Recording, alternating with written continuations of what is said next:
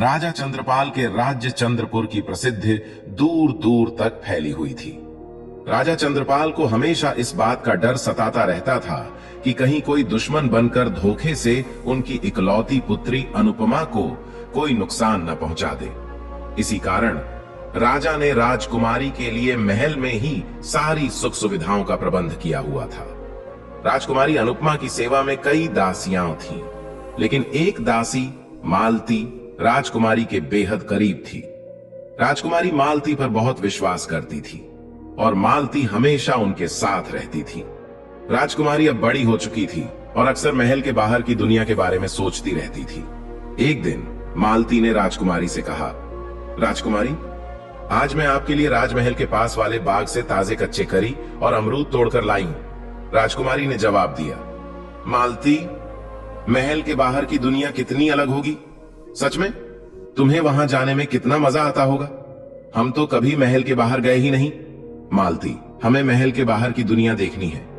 किसी भी तरह हमें सिर्फ एक बार बाहर की दुनिया देखने का उपाय बता दो। अगर तुम हमारी मदद करोगी तो हम सदा तुम्हारे आभारी रहेंगे। मालती ने कहा, राजकुमारी, हमारे घर के पास एक बहुत बड़े तांत्रिक रहते हैं। उनके पास अवश्य कोई उपाय होगा, मैं उनसे पूछ कर आती हूं। राजकुमारी ने सहमति जताई। हां, यह ठीक रहेगा, तुम जल्दी पूछ कर आओ।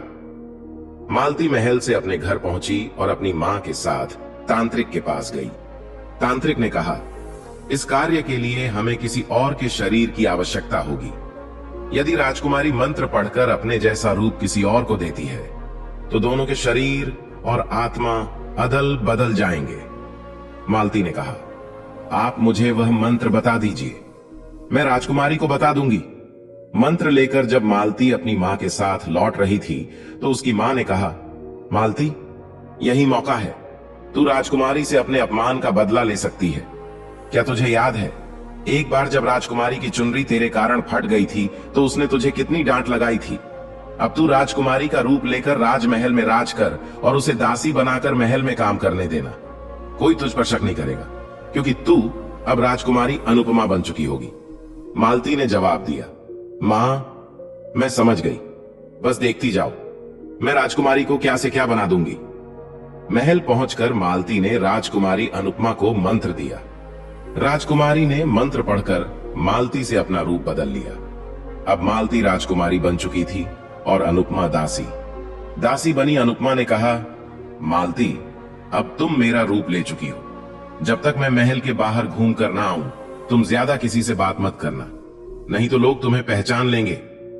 मालती ने जवाब दिया, चिंता मत करो राजकुमारी, तुम्हारा आदेश सर आंखों पर। लेकिन मालती और उसकी मां के मन में कुछ और ही योजना थी। राजकुमारी अनुपमा महल के बाहर की दुनिया देखने के लिए रवाना हो गई और मालती अब महल में राजकुमारी के रूप में अपनी नई साजिश को अंजाम देने के लिए तैयार थी। महल के बाहर का नजारा देखकर राजकुमारी अनुपमा बेहद खुश थीं। काफी देर तक घूमने के बाद जब वह महल लौटने वाली थीं, उन्होंने देखा कि एक युवक सड़क पर बेहोश पड़ा हुआ है। अरे, ये क्या हुआ? यह युवक बेहोश लगता है।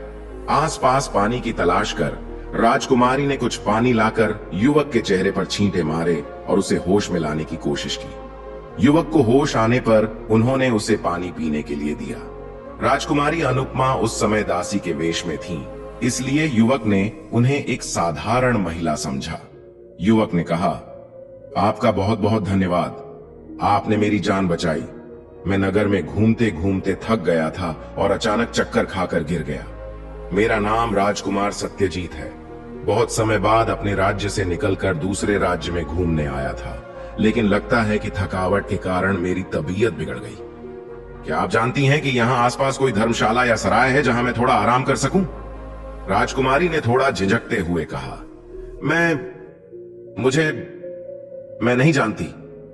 युवक ने ध्यान दिया, अरे, यह तो तुम्हारा ही नगर है, फिर भी तुम यहां के बारे में नहीं जानती? चलो, कोई बात नहीं, मैं खुद ही किसी से पूछ लूंगा। ठीक है, तो मैं चलती हूं, राजकुमारी ने कहा। अरे सुनो तो, युवक ने पुकारा, लेकिन राजकुमारी वहां से चली गई। इसके बाद राजकुमार सत्यजीत ने किसी से धर्मशाला का पता पूछा और वहां ठहरने चले गए। उधर दासी के रूप में राजकुमारी अनुपमा महल वापस लौट आई। महल में मालती के वेश में अनुपमा ने देखा कि अब मालती, जो राजकुमारी बन चुकी थी, अपना असली रंग दिखाने लगी थी। मालती, तुम कहां चली गई थी? पता है, मैं कब से तुम्हारा इंतजार कर रही थी। फिर मालती ने राजा चंद्रपाल से कहा, पिताश्री, देखिए, यह दासी मालती हर समय इधर उधर घूमती रहती है और आप बेवजह इसे मेरी देखभाल के लिए धनराशि देते रहते हैं। राजा चंद्रपाल गुस्से में बोले, दासी मालती, तुम्हें तुम्हारी मां के कहने पर राजकुमारी की देखभाल के लिए रखा था ताकि तुम्हारे परिवार की आर्थिक स्थिति सुधर सके, लेकिन अब लगता है कि हमें तुम्हें नौकरी से निकालना पड़ेगा। दासी बनी राजकुमारी अनुपमा ने रोते हुए कहा, पिताश्री, आप मेरी बात सुनिए। मैंने मालती को भेजकर तांत्रिक से वह मंत्र लिया था ताकि मैं महल के बाहर घूम सकूं। यह मालती अब राजकुमारी बनी घूम रही है, लेकिन राजा चंद्रपाल को यकीन नहीं हुआ। राजकुमारी तो मेरे साथ खड़ी है, तुम एक धोखेबाज हो, दासी होकर राजकुमारी बनने की कोशिश कर रही हो। तुम्हें तुम्हारे इस अपराध की सजा मिलेगी। अभी हम तुम्हें देश निकाला देते हैं। दासी बनी राजकुमारी अनुपमा को महल से बाहर निकाल दिया गया। महल से बाहर जाते समय राजकुमार सत्यजीत ने उन्हें देखा और रुककर पूछा, तुम यहां क्या कर रही हो? राजकुमारी ने सारी सच्चाई सत्यजीत को बताई। यह सुनकर राजकुमार भी हैरान रह गए। उन्होंने कहा, यह अन्याय है, लेकिन हमें सही समय का इंतजार करना होगा। मैं तुम्हें अपने महल ले चलता हूं। राजकुमार सत्यजीत राजकुमारी अनुपमा को अपने महल में ले गए और अपने माता पिता को सारी बात बताई। राजकुमारी अब सत्यजीत के महल में एक मेहमान के रूप में रहने लगी। कुछ समय बाद राजकुमारी को पता चला कि उनकी मां सख्त बीमार हैं और उनकी बीमारी की औषधि वही है जिसे केवल राजकुमारी अनुपमा ही जानती थी। यह सुनकर राजकुमार सत्यजीत ने उन्हें वापस उनके महल पहुंचाने का निश्चय किया।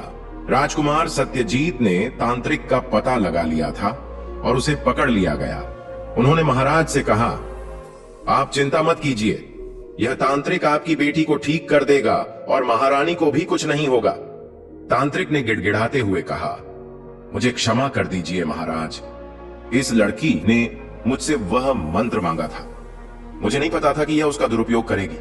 मैं अभी राजकुमारी अनुपमा को ठीक कर देता हूं। तांत्रिक ने मंत्र पढ़ा और राजकुमारी अनुपमा अपने असली रूप में वापस आ गई, जबकि दासी मालती अपने रूप में लौट आई। इसके बाद राजकुमारी अनुपमा ने महारानी को वह औषधि दी जिसे केवल वही जानती थी।